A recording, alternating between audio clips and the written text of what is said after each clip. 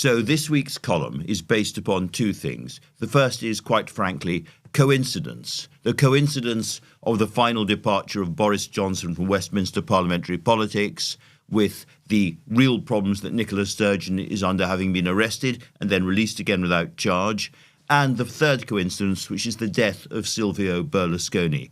I will explain. But second, unapologetically, this is a piece in a mood of guarded optimism, because I do think we are going through a period where the parliamentary system in particular has shown that despite the fact it's been weakened and damaged over the years, it is still able to repel full-scale populism.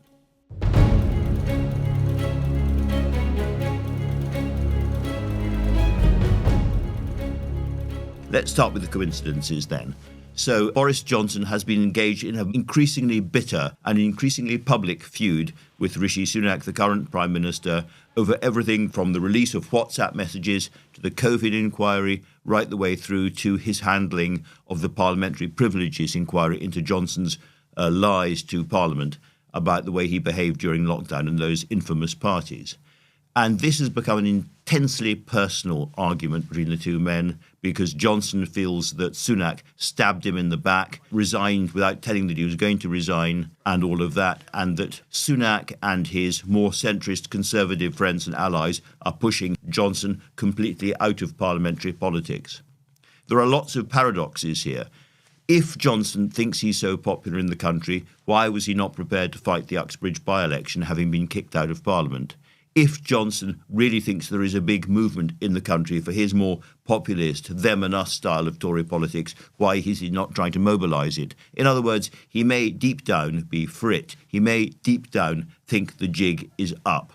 We thought for quite a long time that Johnson had a huge tail of supporters at his back, not just the Nadine Dorrises and the Jacob Rees-Moggs, but behind them sort of 17 million voters or so from the election who were really there for Boris. And this enormous army seems to be an entirely phantom one. So let's turn now to Edinburgh and the Scottish Parliament and the arrest of Nicola Sturgeon, I should say almost immediately released without charge by the Scottish Police, part of their investigation into financial irregularities at the heart of the SNP machine and missing money. Now, this is a long-standing problem. A whole bunch of people inside the SNP raised problems about finances over the last few years and were shunted aside or dismissed or silenced in one way or another. I'm not going to go into any detail that impinges on a live police investigation. There are many questions that I would want to be able to answer, and in the fullness of time I hope I will answer, but it would be wrong and inappropriate for me to get into any detail that is related to what the police are currently investigating. Nicola Sturgeon's husband, Peter Murrell, has also been arrested and then released without charge. But this is going to be a huge problem for the SNP for a long time to come. And we've seen the party's position in the polls go down and down and down, which is why there's moves in Scotland to form a kind of Scotland United, pro-independence movement for the next election. So it's not just the SNP, but it's Alba and it's the Scottish Greens all alongside each other. As soon as Nicola Sturgeon was arrested, her critics and foes inside the party said that she should be suspended from the SNP. Humza Yousaf, the new First Minister of Scotland and leader of the SNP, who is in many ways Nicola's protégé, said absolutely not. Are you reconsidering your decision not to suspend Nicola Sturgeon? No, I've shown consistency throughout this process. People are released without charge. There's no reason to suspend them. I've made that clear. It's the way I've treated other parliamentarians, for example, and that's the way I'll continue. It's entirely different from what's been going on at Westminster, but we are seeing a system where Scotland had seemed to be settling into an almost sort of one-party-dominated, top-down, rather suffocatingly virtuous, we can do no wrong kind of politics. We are seeing bits of the system, in this case the justice system and the police, pushing back when something goes wrong. So if you believe in pluralism and if you believe in a genuine system where there is not one absolute centre of power, then what's happened to Nicola Sturgeon is, I'm afraid, if you're an SNP supporter looking at this, a good thing for democracy. For the final time from me as First Minister to the people of Scotland, thank you from the bottom of my heart for the privilege of being your First Minister. I want to come on to the third coincidence of the week now, which is the death of Silvio Berlusconi, because in so many ways, Silvio Berlusconi seems to me to be the creator, the author of modern, what I would call big daddy, big dog populism. There's been a style as well as an ideology.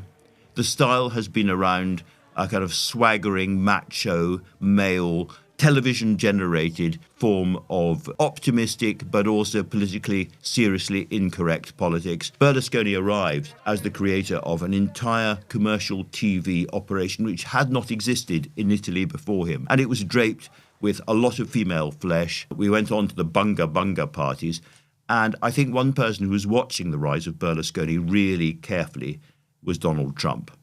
And the Trump style and the Berlusconi style are very close. I think there's not a huge amount of difference between Donald Trump's boasts about you can grab them by the pussy and Berlusconi's bunga bunga parties. A third person who was watching this style of populism develop was Boris Johnson. Signor Berlusconi is a formidable figure, and hats off to him. He thinks the judges who are pursuing him are antropologicamente diversi, and they have sicchi turbati, or whatever. They're nutters. They're nutters in English, and I admire him for speaking his mind. So all of that is a style of populism which has frankly dominated many of our lives ever since. And you can't think of anybody less like that than Nicola Sturgeon, who is more politically correct. She's created a kind of virtuous matriarchy, you could almost say, in Scottish politics for a while. Couldn't be more different. And she's bookish, and she's serious, and she's a much better performer, particularly on the Liberal side, than anyone we've seen before. All of those things remain true.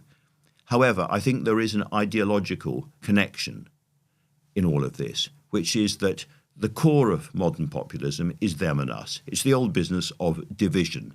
We are virtuous and right, the other are appalling. And in a sense, you could see this with Brexit and Boris Johnson, particularly in England. It was about, you can't be a true Briton, you can't be a true patriotic British person unless you're in favour of Brexit. It's only the traitors, the blob, the liberal elite in London, all the people who aren't properly British who are against us. And in Scotland, you see much the same thing. If you're not pro-independence, you're a uni. You're outside, you're a disgraceful sort of semi-traitor to the Scottish cause. And we got a really aggressive division during the time of the Scottish referendum, and a very similar, really aggressive division during the Brexit referendum. And that kind of scarred, I think, democratic politics in a way, and demeaned it and diminished it. So frankly, I am pleased to see the back of that kind of populism.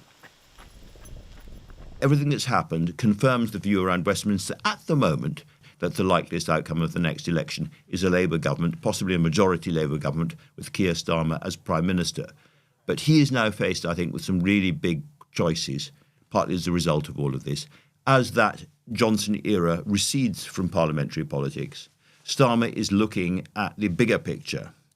And the bigger picture, really, since the Second World War almost, is that there is a reasonably substantial Liberal Labour, as you might call centre-left majority inside the country, which has always been suppressed by the historic division between the parties.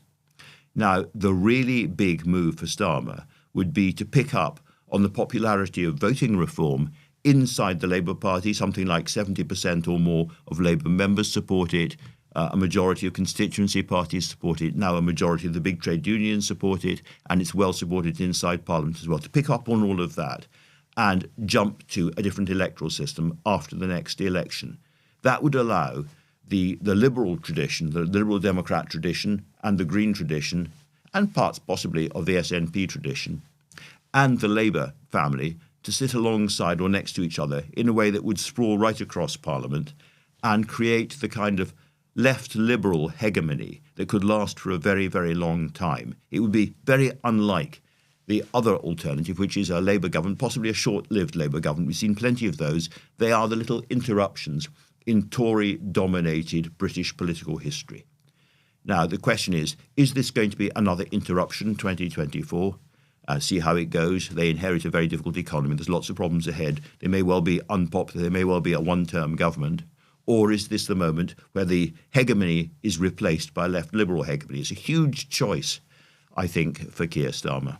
If you'd like to stay up to date and you'd like to see the latest explainers, field reports, feature stories and special discussion episodes, then please, folks, subscribe to our channel today. Brought to you by Canaccord Genuity Wealth Management. Experienced wealth managers who go above and beyond to guide and support you. Can do is more than just an attitude. Can do is navigating today for a brighter tomorrow.